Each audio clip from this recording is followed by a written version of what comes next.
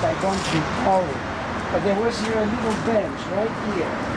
And I would come early in the morning and study here. And I had the view of the city, which was, I think the trees were smaller, or it was the view was unobstructed. But basically, this is where I would study in the morning during high school exams, right here. And which high school did you go to? It was the high school was Tarbut on Vilna 4, and at a later time we are going to pass by my high school, well, today which is at the same place where Pearl used to live. And she lived in that house, in the same house. Not the same house, next door. Next door. She was on Vilna 2, I think. Huh? Yeah. And the high school was Vilna 4, which is now called PERELA.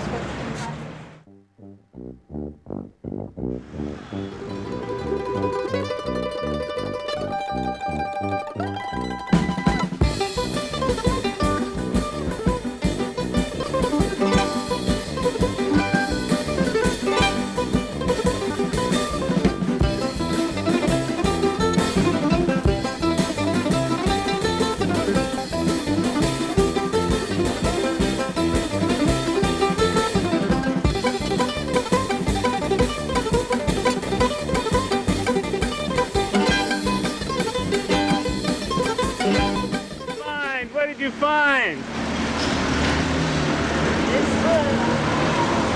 This is the house we lived in, on the first floor, facing this the one.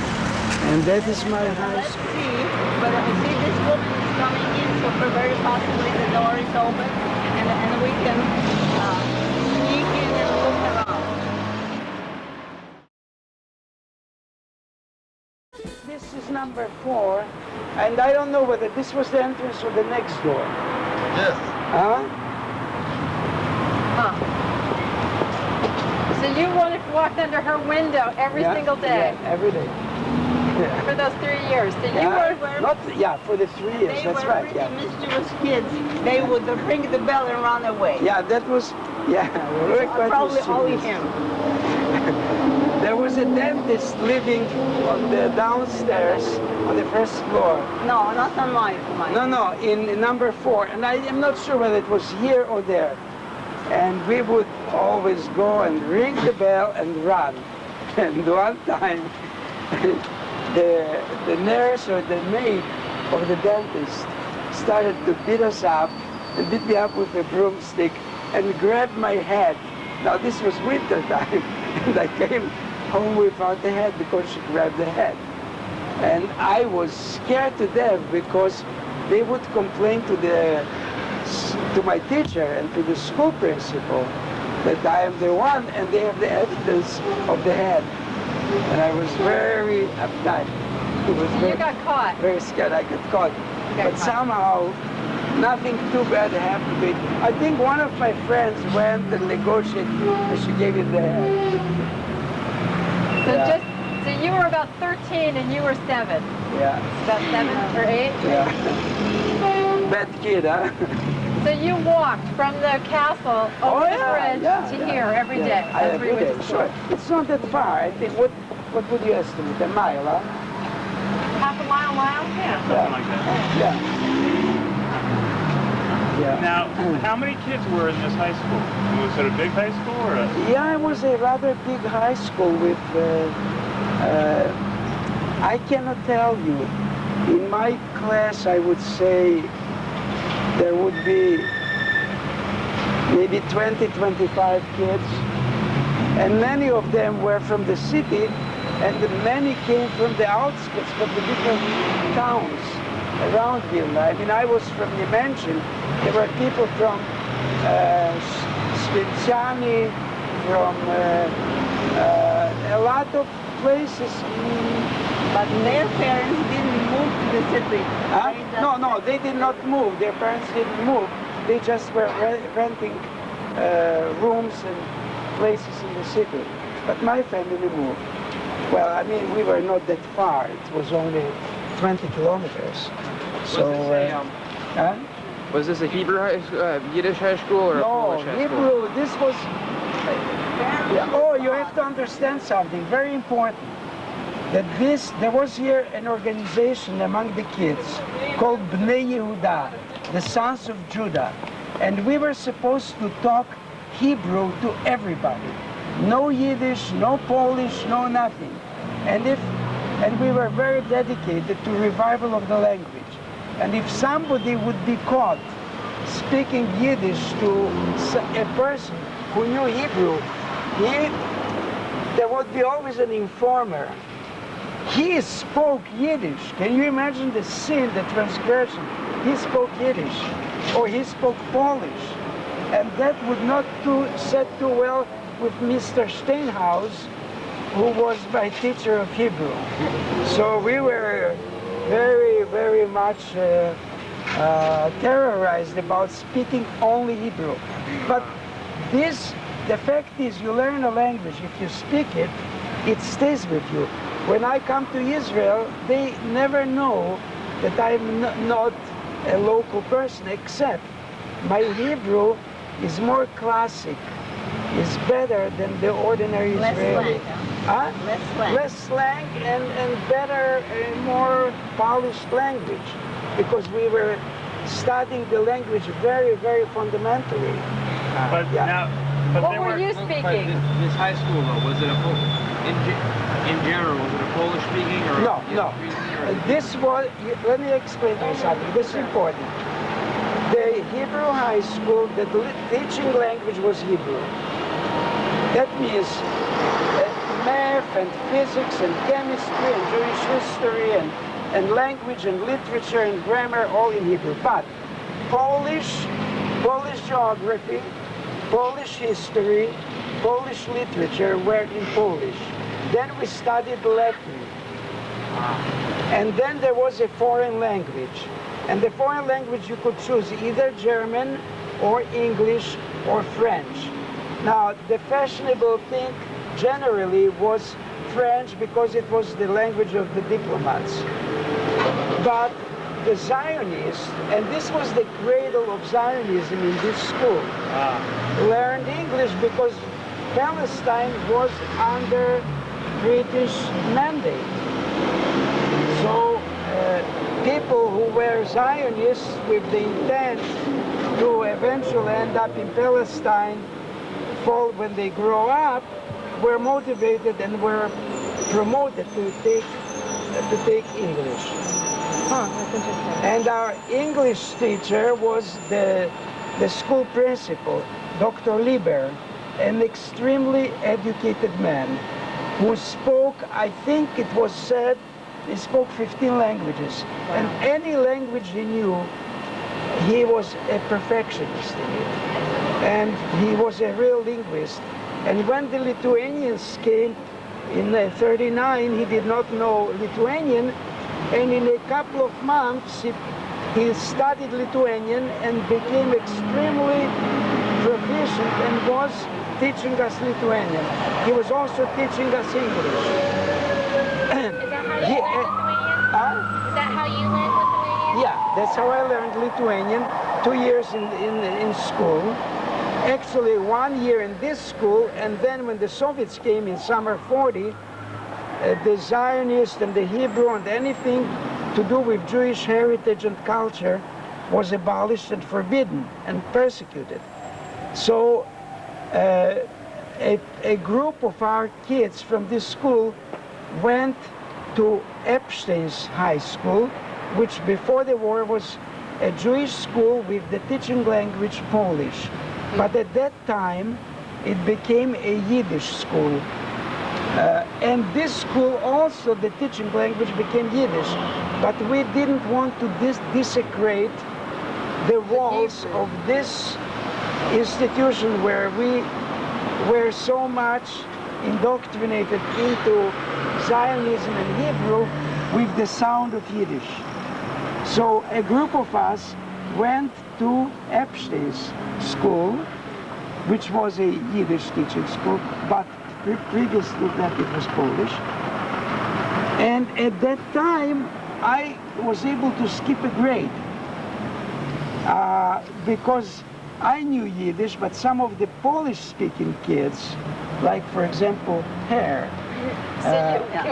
You spoke Polish when you were I growing did up not here. know Yiddish until the ghetto. I had to learn Yiddish, and that was something new to me, and was difficult.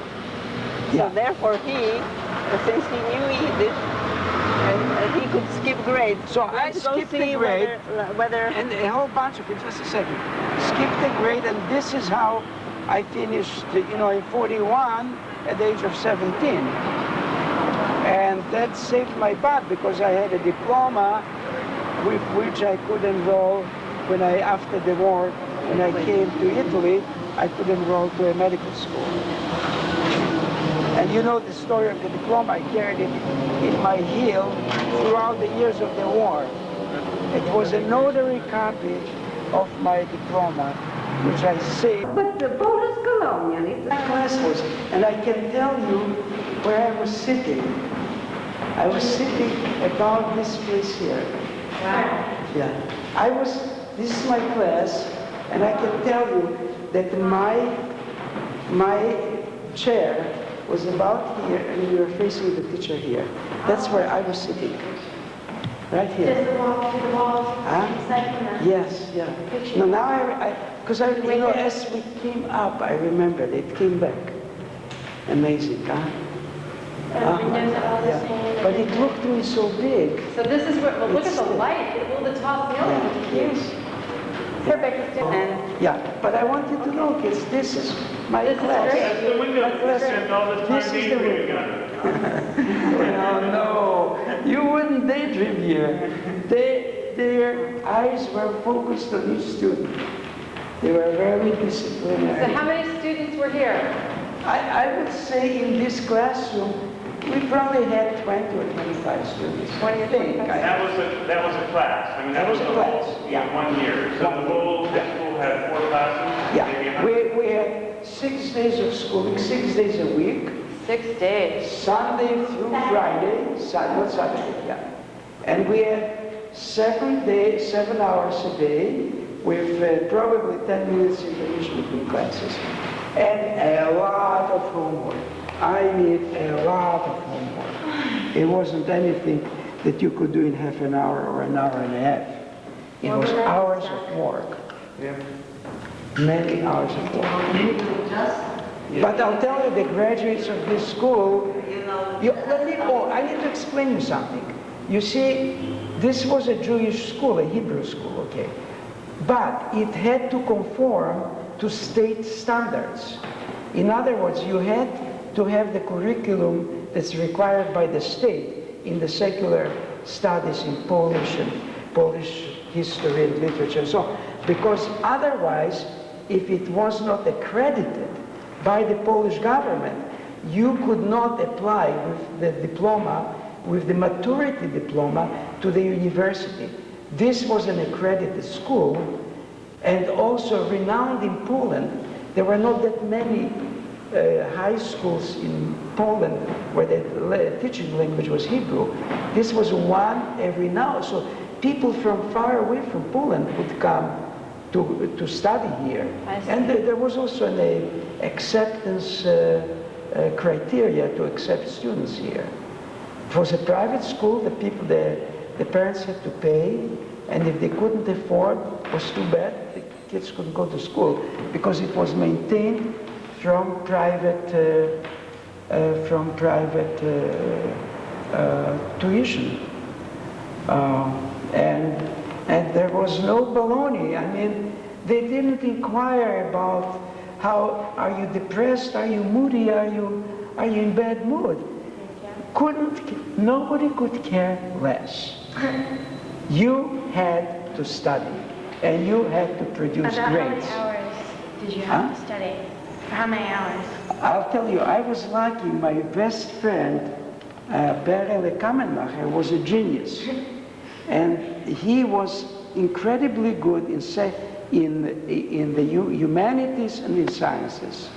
So we were doing homework together, which cut my hours, my time a lot. because we found he had an open head. I mean, everything would sink in his head. He was an extremely blank head. Okay, now this is where your entrance was, or what? I think this was the entrance. What's it say there? What is it? Do you know what it says there? It's an office. I don't know what kind of an office. Well, let's go in. Well, can we go in? Let's go in.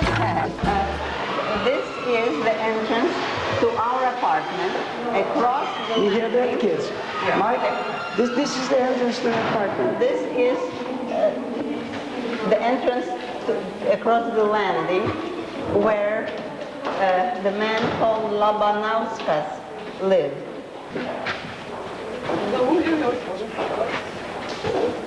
So tell the story that he was apparently drunk He and was put on the apparently light. drunk The and- war was going on.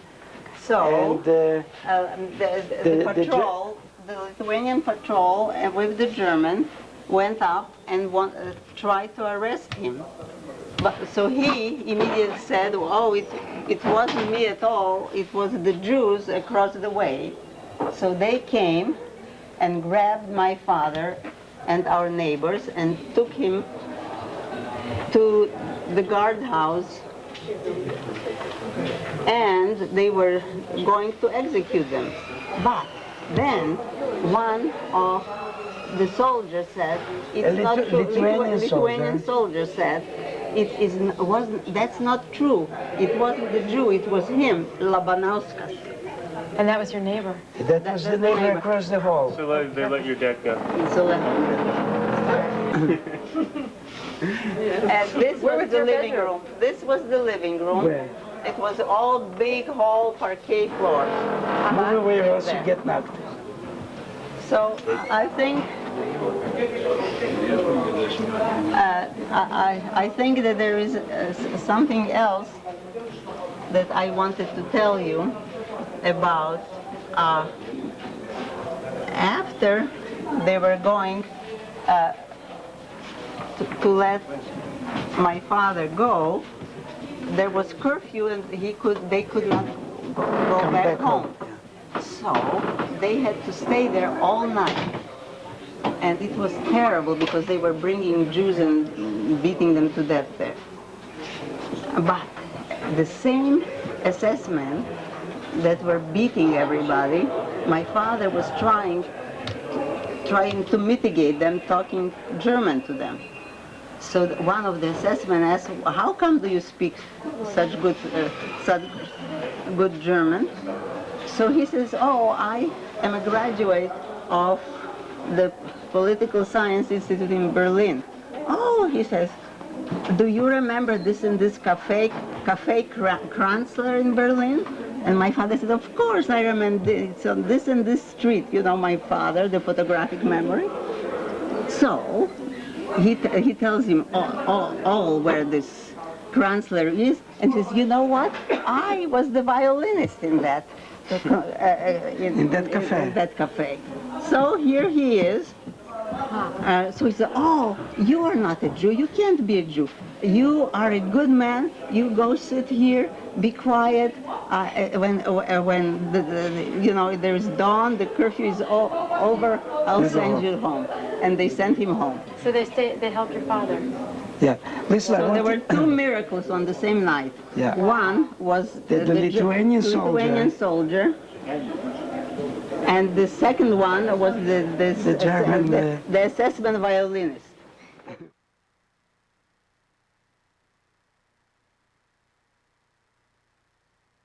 Okay, wait.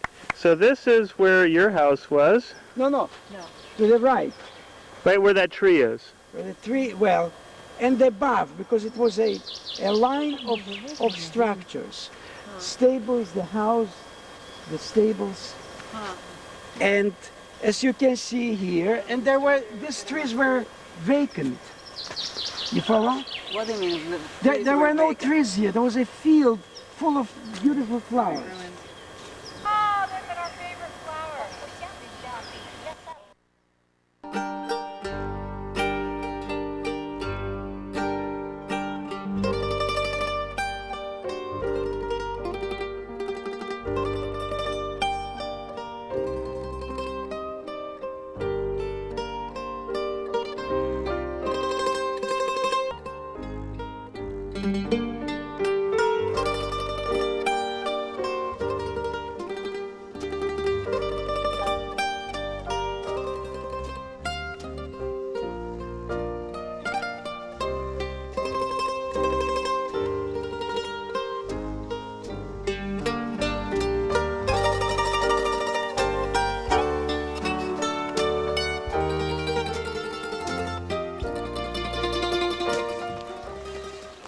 About here, and somewhere here, there were two trees with a Swing? swing, yeah, Yeah. with a swing. Between two trees, there was a pole, and between two trees, and there was a huge swing, I mean, to me, as I remember it, and we would be swinging forth and back, and my mother would be always scared because I would go not just, you know, parallel to the ground, but way up, almost to flip over. And she was screaming, "Don't go so high!" And I thought it was fun to go higher and higher. And it was incredibly beautiful. Then on the poles, I would climb up with my hands and feet. It was very tall, it was quite tall and very steady. And here we would play soccer. Now, over there was a road to go to the next village, to the right, and it was called Krivoloja, which was on the river, on the Vilna River. You hear the birds, Oh, the yeah. serenity here. And the factory was there.